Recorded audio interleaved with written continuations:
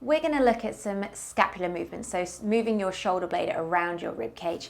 And we're going to use, I've got an umbrella for this because I don't happen to have anything else. You can use a broom, or if you've happen to have a dowel or something, that's great too.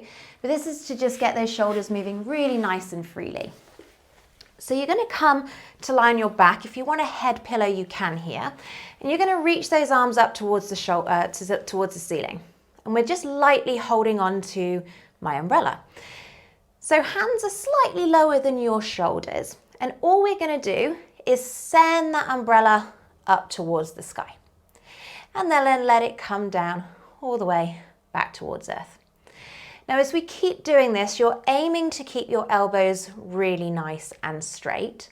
And your focus is on your shoulder blades. So can you slide those shoulder blades out and around your rib cage to then slide them back towards each other and all the way down into the floor. So as you do this movement, just notice your body. If you kept going, you would really force the back of your rib cage into the floor, and we'd go into what we call flexion, so rounding forward like a slump. So we want to go just to the point before that happens. And then as you come down to the floor, if you keep pulling your shoulder blades together and go a bit too far, you'll feel your back start to almost arch away from the floor. So I want you to move in the place where it's kind of isolating those shoulder blades, because we're looking for that really nice scapular movement.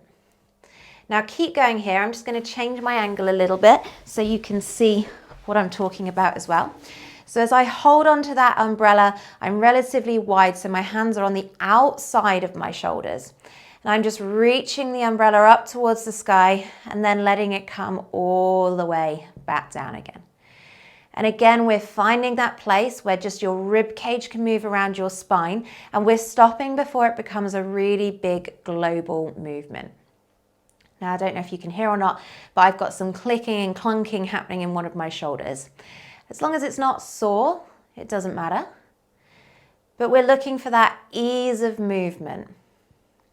Okay, can we isolate and target those shoulder blades in and around that rib cage?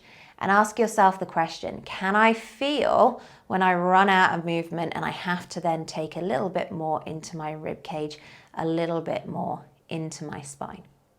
So keep asking yourselves those questions. That will build up postural awareness. We're going to do one more here. And on this last one, just let your elbows bend. Let your umbrella or dowel come all the way to the floor. Take your time, come up to sitting, and well done. Thank you for joining me.